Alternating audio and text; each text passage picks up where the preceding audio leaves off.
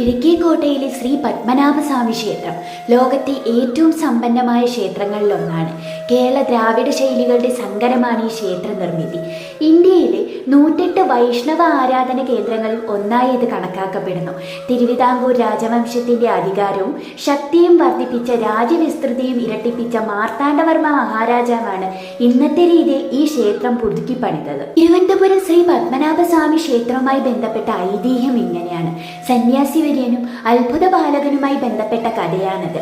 വിശ്വമംഗലം വാകചാർത്തിനൊരുങ്ങി അഞ്ജനാകാന്തിയാർന്ന തിരുവുടൽ ശംഖാഭിഷേകം നടത്താൻ നേരം കണ്ണൻ പിന്നിലൂടെ വന്ന് സ്വാമിയുടെ കണ്ണ് രണ്ടും പൊത്തിപ്പിടിച്ചു. ഓർക്കാപ്പുറത്തായതിനാൽ സ്വാമി അല്പം പരിഭ്രമിച്ചു. കയ്യിൽ നിന്ന് ശംഖ് വഴുതി വീണു. അരിശത്താൽ ഉണ്ണിയെ പുറം കൈകൊണ്ട് തട്ടി നീക്കി. അടക്കിയ ശബ്ദത്തിൽ വഴക്കു പറഞ്ഞു. ഇതെന്താ കണ്ണ, ഇങ്ങനെ വിളയാടാമോ? എന്നെ പുറം കൈകൊണ്ട് തട്ടിയല്ലേ? ആ ശബ്ദം പരിഭ്രമിച്ചു. ഈ സമയം കണ്ണൻ പറഞ്ഞു, എന്നെ ഇനി കാണണമെങ്കിൽ അനന്തങ്കാട്ടിൽ വരണം. ഞെട്ടിപ്പോയി തിരിഞ്ഞു നോക്കിയപ്പോൾ കണ്ണൻ മറയുന്നത് കണ്ടു.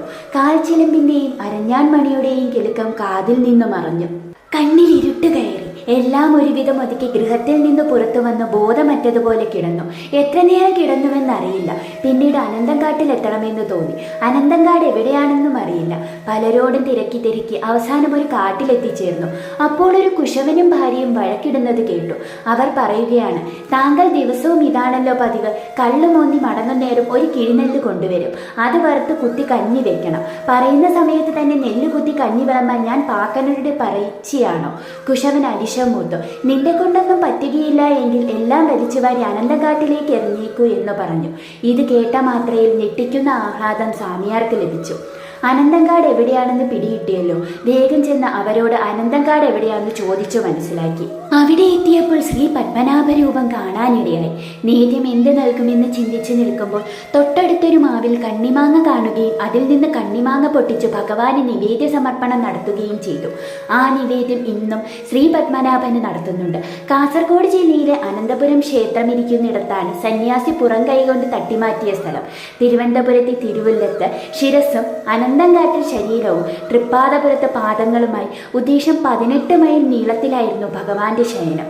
വിശ്വമംഗല സ്വാമിയുടെ ആവേശപ്രകാരം അദ്ദേഹത്തിന്റെ ഊന്നുവടിയുടെ 3 ഇരട്ടി മാത്രം ദൈർഘ്യം വരുമാറ് കണ്ണൻ വലുപ്പം കുറച്ചു. ആ സ്ഥലത്താണ് മഹാരാജാവ് അനന്തപത്മനാഭസ്വാമി ക്ഷേത്രം പണികഴിപ്പിച്ചത്. എന്നാൽ ക്ഷേത്രത്തിലെ പ്രചാരമുള്ള ബി നിലവറയുടെ പിന്നിൽ ഭഗവാൻ ബലരാമന്റെ ആഗമനവുമായി ബന്ധപ്പെട്ട് ശ്രീ പത്മനാഭസ്വാമി ക്ഷേത്രത്തിൽ പ്രചാരമുള്ള കഥ ഇപ്രകാരമാണ്. ദ്വാപരയുഗത്തിൽ തന്നെ തിരുവനന്തപുരത്ത് പത്മനാഭ സാന്നിധ്യം ഉണ്ടായിരുന്നെങ്കിലും ഇവിടെ പത്മനാഭ വിഗ്രഹമോ ക്ഷേത്രമോ ഇല്ലായിരുന്നു. തിരുവനന്തപുരം അന്ന് അനന്തങ്കാട് എന്ന വനമായിരുന്നു. വനത്തിനുള്ളിലാണ് പത്മതീർത്ഥക്കുളം സ്ഥിതി ചെയ്തിരുന്നത്. പത്മതീർത്ഥത്തിൽ സ്നാനം ചെയ്ത ശേഷം ബലരാമൻ കുളക്കരയിൽ വെച്ച് ഗോദാനം ചെയ്തു. വളരെ കാലമായി ബലരാമന്റെ ആഗമനം കാത്തിരുന്ന ദേവന്മാരും സിദ്ധന്മാരും മുനികളും അദ്ദേഹത്തെ കാണാനെത്തി. അവരെ ആലിംഗനം ചെയ്ത് സ്വീകരിച്ച ഭഗവാൻ വേണ്ട വരം ചോദിക്കാമെന്ന് പറഞ്ഞു. സാമ്രാജ്യമോ സ്വർഗമോ എന്നല്ല, സാക്ഷാൽ വൈകുണ്ഠലോകം പോലും വേണ്ടെന്ന് പറഞ്ഞ ആ മഹാവ്യക്തികൾ തങ്ങൾക്ക് ഭഗവത് ദർശനം ലഭിച്ച പത്മതീർത്ഥക്കരയിൽ ഭഗവാനെ മാത്രം സ്മരിച്ച് നാമസങ്കീർത്തനം ചെയ്തും കഴിയാനാണ് മോഹമെന്നും പറഞ്ഞു.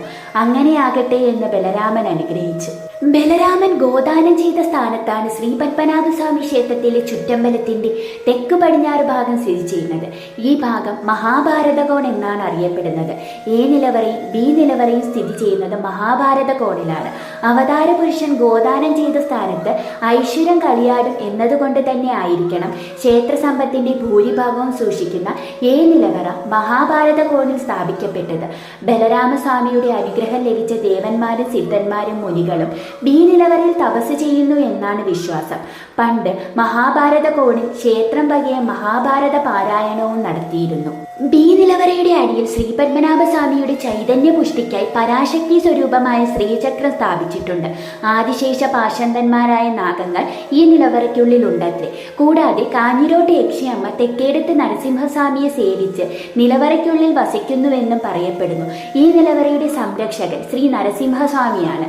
നിലവറയുടെ കിഴക്കേ ഭിത്തിയിലുള്ള സർപ്പചിഹ്നം അപായ സൂചന ആണത്രേ. 2011 ഓഗസ്റ്റ് മാസം ക്ഷേത്രത്തിൽ നടന്ന അഷ്ടമംഗല ദേവപ്രശ്നം ഈ നിലവറ തുറക്കാൻ പാടില്ലെന്ന ഭക്തജനങ്ങളുടെ വിശ്വാസം ശരിവെക്കുകയും ഈ അറ നിരോധിത മേഖലയാണെന്ന് വിധിക്കുകയും ചെയ്തു.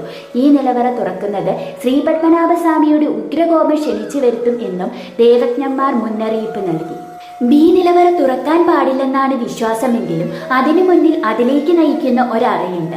ഈ അറയിൽ വെള്ളിക്കട്ടികൾ, വെള്ളിക്കുടങ്ങൾ ഉൾപ്പെടെ പല അമൂല്യ വസ്തുക്കളും സൂക്ഷിച്ചിട്ടുണ്ട്. ഈ അറ 1931 ശ്രീ ചിത്തിര തിരുനാൾ മഹാരാജാവിന്റെ കൽപ്പന അനുസരിച്ച് തുറന്നിട്ടുണ്ട്. ഉത്രാടം തിരുനാൾ മഹാരാജാവിന്റെ കാലത്തും ഇത് പല ആവശ്യങ്ങൾക്കായി തുറന്നിട്ടുണ്ട്. ഒരിക്കൽ രാമവർമ്മ മഹാരാജാവിന്റെ സീമന്തപുത്രനും അനിഴം തിരുനാൾ മാർത്താണ്ഡവർമ്മയുടെ മുഖ്യശത്രുവായ പത്മനാഭൻ തമ്പി തന്റെ പടയുമായി തിരുവനന്തപുരത്ത് വന്നു. ശ്രീവരാഹത്ത് താമസിച്ച അദ്ദേഹം ക്ഷേത്രത്തിലെ നിലവറകളിലെ നിക്ഷേപം കൊള്ളയടിക്കാൻ കിങ്കരന്മാരെ നിയോഗിച്ചു. എന്നാൽ 100 കണക്കിന് ദിവ്യനാഗങ്ങൾ പ്രത്യക്ഷപ്പെട്ട് തമ്പിയുടെ കിങ്കരന്മാരെ വിരട്ടിയോടിച്ചു. ഈ സംഭവത്തിൽ നിന്ന് ശ്രീ പത്മനാഭസ്വാമിയുടെ തിരുവുള്ളം എന്തെന്ന് മനസ്സിലാക്കിയ പള്ളിച്ചൽ പിള്ളയും നാട്ടുകാരും പത്മനാഭൻ തമ്മിയുടെ ശ്രമത്തെ ചെറുത്തു തോൽപ്പിച്ചു.